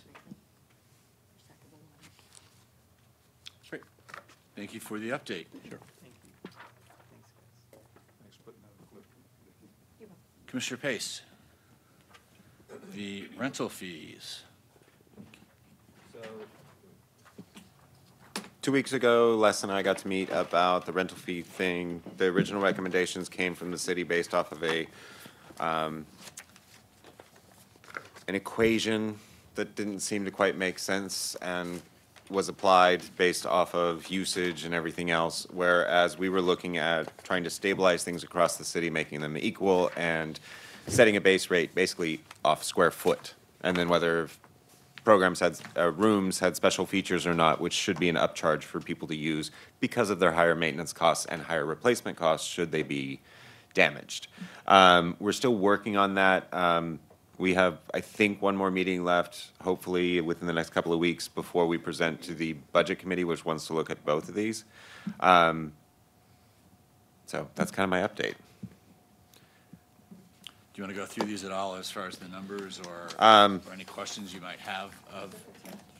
No, it's not. It was a separate pass out. It was not passed out to Oh, everyone, that's sorry. why. I said it was a draft, so we'll Yeah. go there. I'll do your trick. So, the way these, ooh, y'all are gonna have to share. Okay. There we go. And Vicky, all of this was based off trying to find a rental rate that would be similar to commercial to create base rates, kind of like what we did before. So the commercial rate listed under here is on the right-hand side. That is basically the base. That's if you were to try to rent any other space in the city of Palm Springs, not from the city of Palm Springs, but by somebody who was offering it privately, it's based off of that per square footage. It's 5 times the general commercial rental rate divided by, an hourly thing. So from there, we broke it down into giving from commercial down to a 10% discount to non-residents, a 25% discount to residents, and a 50% discount to nonprofits. Now, in some of these spaces, across the board, it makes them a little bit more expensive. But one of the things we figured out while we were doing this is these spaces are also very underutilized. They don't get advertised. Vicky has no advertising budget, really, to put this out there that we have a 10,000 square foot pavilion that's almost a ballroom that people can use for quinceañeras and high school graduations, high school proms. These are all spaces that could be utilized but are not. So one of our recommendations is definitely get the word out about them more and make sure that larger organizations here in town know that these are available. They all have good features. We created a base rate for using the kitchens because kitchens require more cleaning. All the deposits are based off the, half of what your rental rate would be so that you have a place to start.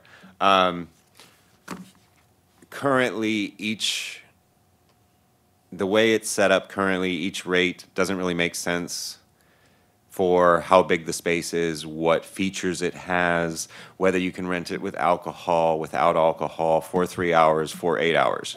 That's the current structure. It doesn't make a lot of sense. This simplifies it a great deal. It takes it into this. This is the 8-hour rental rate. If you want to do 3 hours, it's half that rate. And then the per hour is based off of a division of the 8 hours. If you want to do alcohol at your party, it's just going to be a $300 flat fee over the top. Again, kitchens, $250 flat fee. It makes sense to simplify this and base it off of how big the room is. Gymnasiums get rented a lot. Well, we've got 2 gymnasium floors that really need work now. One of them definitely needs to be replaced coming up. And that's in, Vicky, price of a gymnasium floor, $84,000? I think that's what I put in for capitals, around 84,000. That was replacing the floor at James O'Jesse. Now, with their normal use of what they're supposed to be used for, basketball games, teams, and everything, that's great. But they also get rented, and people damage them with high heels and all kinds of stuff. So spilling stuff on it while having parties and everything, they do get cleaned up, but it damages the floor. This would help to alleviate some of those costs. So, any questions?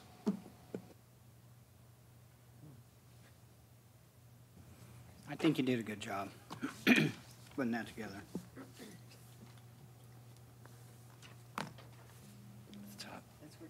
Oh, yeah, right, and the ballroom that's rentable. They use it for ballroom dancing as well. And the farmer's market when it has to go inside. We'll start there soon. Question, where is the pavilion? It is right across from my office in the courtyard at Sunrise. Sunrise Park. So when you walking up to the left side is the leisure center where we have the main office, and off to the right is the pavilion. Summertime farmer's market's in there. Okay, got it. Any other questions? Just for clarification, so it's on a sliding scale, because I heard 25%, 75%, 50%, correct? It's based off These of are your who's, these are base numbers. for who's renting it, like Right. resident, non-resident. And And the- those, so taking it a step further, if the fee structure goes through with the citywide membership things, they could get a discount on renting the space as well, if they qualify for one of those other ones. And I guess my other question is with this suggestion, are we getting closer to what the city has been requesting, which is cost recovery? And how far away are we from that? Will we ever get to that point, or? Well, no, I think what we're going to teach the city is that Parks and Recs is not in a 100% cost recovery in any place in the country, but we can do more by leveling and treating people equitably across the board. And the other piece that Trent just mentioned, which will really be helpful, is if you fall into the poverty level, it doesn't mean that you can't rent a facility for less than the resident rate. So that's going to kind of factor onto this. And actually, in most of what Vicky did, where she applied it, that big, hard one that was difficult to read that we got a larger copy of, some of these rates actually come out higher. So that more cost is recovered from those like commercial sites, commercial. Like the kitchen. Right. Yeah, like using the kitchen. But it's just not that location either. It's across the board. Right. They all have a viability to make more if the usage stayed exactly the same. Definitely. If it drops a little bit, it still makes more money than they're currently making. If we could advertise these things, I'd be a lot happier. It's amazing. I actually spoke to someone who's running a very, very large event at the convention center, and their comment was they had to use the caterer, which really hurt their profitability. And I said, would you have considered the pavilion? And they said, well, what is that? And I said, it's a 10,000 square foot ballroom that's within the city's confines. And he said, does it have a kitchen? And I said, yes, and you don't have to, we don't have a caterer. You bring your caterer in. And there were clicking going, and I thought, here's a person who puts on events regularly. We need to somehow develop our marketing of this space, and maybe we could actually break How many people does the pavilion hold, the ballroom? So if you're having a sit-down event, I believe the maximum is 500 with tables and chairs for like either wedding reception, quinceañera, those types of things. If you want something theater style where you want to have like a lecture and seat, it's 1,000. But there's no table and chairs or seats there. You have to provide your own. Right. No, I was just wondering with the fire No, we marshal. have tables and chairs. We provide the tables and chairs, and we do the setup and tear down as well. And are those round tables? We have round and we have There you rectangle go. too. But most of the So people, for 500 most of, and 1,000. Okay. yeah, most of the events want the round tables because they can seat more people at the table, at the round tables than they can the rectangle tables. Do you have belly bars? So if you had an event where you could just stand around and trade pass hors d'oeuvres, and so that would probably bring in like a high top. We don't have oh, any belly high bar? tops, but we do have like a portable bar. So if somebody wanted to operate a bar, they can pull that out as like a countertop and operate from there with as a bar type thing. Any other question? Yes. Sorry. I'm assuming you took into consideration air conditioning and kind of like service fee or usage. I mean, if it starts getting more use, but then maybe it's on every day anyway. And so that the city already absorbs that service fee or that. It was mentioned, and that was one of the things. So, like, the Leisure Center, the Pavilion, and James of Jesse have full air conditioning. The Demuth Community Center has swamp coolers. I'm hoping that if some of these spaces at Demuth get rented on a more regular basis, that they would consider adding it. Because it is something that seriously needs to be done. And I think it's on the Well- budget somewhere. No. HVAC work for Demuth? Well, it's been there for a while. Okay. And Demuth, it's only the gym does not have air conditioning. The rest of the building is air conditioned. It's just a gymnasium that's on swamp. Okay, but the largest But it's space of the right, yeah. gymnasium is the gymnasium. And I guess my question is so is the pavilion electricity and air conditioning, does it run 7 days a week all day long? No, it does not. It's basically programmed, when we had the energy study done and they came in and isolated, everything's on a computer system. So Stacy basically programs our mainly AC, based on when we have events in the buildings. Okay, so- If there's nothing scheduled in the pavilion, the air condition doesn't come on. Obviously, the lights, we go turn the lights on when we need them, but if Right. there's no event So then my scheduled. question would be, was air conditioning cost factored in when we looked at the baseline? Because that's gonna be one of the biggest expenses. The one location that is very particular to is the pavilion itself. The offices in the leisure center, as I understand, stay cooled most of the time. During the day they are, when we're there. Yeah. So by the time, because the buildings are separated, so I could be on my side and the air could shut off. But I could go next door into the admin area and the AC's on because I was on different units. Or I could go back into the dance studio, we'd still have AC on, but not in the office area. Right. So it's So based on. they're specific, and in general, they run at a general throughout the regular renting hours. And for a special event, they stay on longer. But in general, yes, it stays accounted for because they are running, especially the community centers themselves, because of their long hours. It covers all of that time. But the pavilion, it's got the highest rent on there, and that's one of the reasons. It's got a lot more to cover. It's 10,000 square feet. Yeah, it was a markup that we did, but the markup is also on a couple of different spaces too, that generally the air does run, but they have very special features that have to be accounted for, and those happen to be the 2 gymnasiums across the city and the 1 dance studio, because it's got a very specific floor and finish that has to be accounted for damage. Great. Isn't the pavilion have walls to subdivide it? It has one wall, so we can divide it into 2/3 and a 1/3. So if someone did want to come in and rent different areas, do we need to put something together for that? No, because they would actually come in and have to rent the whole facility. So Okay. it's not like we would say, okay, you can have the small side and we're gonna rent the large side out for something else. We would not do that, because even though you have that wall, you're still gonna have sound. You rent it all or nothing, okay. Right. Shared bathrooms, also no access to the last third that's closest to the kitchen, really, is there? There's a bathroom off the kitchen, but, Probably not. yeah. Thank you very much. All right, real quickly, since we are running very, very late, for commissioners' comments, Commissioner Boley? Nothing more. Commissioner Pace? Commissioner Armstrong? So I'm hoping next month in our agenda that sustainability will be able to come here. We had some commissioners from that commission come last time, and they have done some work on recycling bins in our parks, and I think they have a proposal for a type of bin and a number of bins, and they're under a deadline because they have money that expires in June. So I sent Vicki an email that has an outline of different cans, and maybe she can share that with everyone else. So hopefully next month we'll talk about Right, that. and I was gonna try and print it out, but I realized that, try to see some of the things, it was gonna be hard, right, since I don't have a color printer, so I figured I could just email it to everyone, and that way you can review it, and we'll add it on as a topic for Perfect, yeah, next let's make month's sure it meeting. gets on so that we can satisfy them, because they're nice enough to come and ask us. Thank you.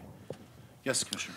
Yes, the comment, we have the gentleman still here, and the fact that I coached out there for a number of years at Demuth Park. I'm totally in favor of renaming Field 6, Jardy Doherty. So hang on for a second. Okay. What you'd have to do is ask that that be added to the agenda for next time so that we could discuss it. I just don't want you to Perfect. do any. Got it. Absolutely. So I would like to add that on the agenda, please.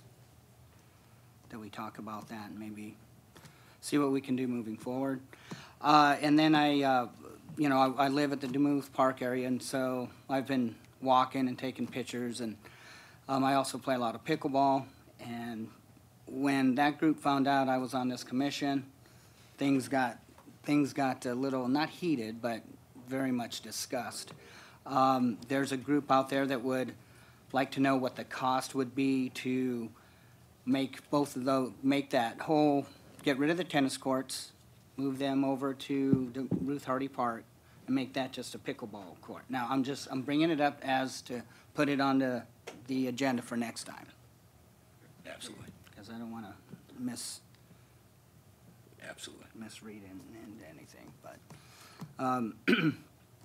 with that being said, I think on a personal level, it'd be a kind of a fun thing. So if we could put that on the agenda, it'd be great. Great. Commissioner Navarro? Thank you. Commissioner Davis? I think what I'd like to add to the request for the naming of the ball field, and I appreciate the family coming forward and making that request. I think we should invite Harriet to the meeting if it's an agenda item. I don't know if the city has has formally created a naming protocol, but Harriet has mentioned namings a few times, and so it'd be great if she could join us so we could get as much information at that meeting as possible. Absolutely. The only thing that I have is, and I don't know if you all received an email from Terry Milton. Everybody did. Okay, just letting you know that the 14th, Monday the 14th is training. So I could only see that it was addressed to herself. I was gonna bring it up, So but he did, so I won't. perfect. That's all I have. So Vicki?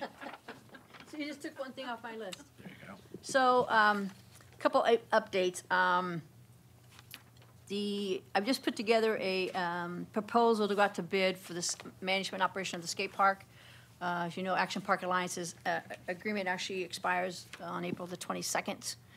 And so I have passed on basic information to procurement with the intent of hopefully by midsummer or the start of the new fiscal year, we will have a new contract or contractor or existing contractor, I don't know, in place for the continued maintenance operation of the skate park. I know earlier we had some comments made about the landscape and landscape contractors. As Dr. Reddy had said, we have gone out to bid for new landscapers. The way the bid process was set up was not to just have one, but multiple ones. There may be one who may just do the parks, and one may do the assessment districts, and one may do the median islands. So it's not just one company doing everything in the city. Before Stacy left, she had let me know that apparently the bids were probably due within the last week, and they've extended that to next Thursday for the receival of the bids on that. And my last item is coming up on the June ballot. We have a park bond that is coming forward for the voters of the state of California. It's called Proposition 60. It was initiated by Assemblyman Eduardo Garcia, who's one of our local assemblymen. And in years past, the city has benefited from these park bonds. The last one was Proposition 40, and we got about $330,000 from the state. The main part of the bond issue is a per capita, so based on our population, we get X amount of dollars. And also there's some competitive grants as part of that as well. So I'm going to be moving forward with getting information out there and educating the public on park bond and hopefully getting the council to support it as well. So. Great. So there. Anything else? That's it. Since you mentioned the workshop, Can you so. send a link around of that bond when that Sure. when the language gets? Actually, I can send you the link that California Parks and Rec is very, obviously, that's one of their main things is to provide funding for parks throughout the state. And so I'll pass along to you the link that just came back from the state of what we can do to support this and how we can educate the public on it, so.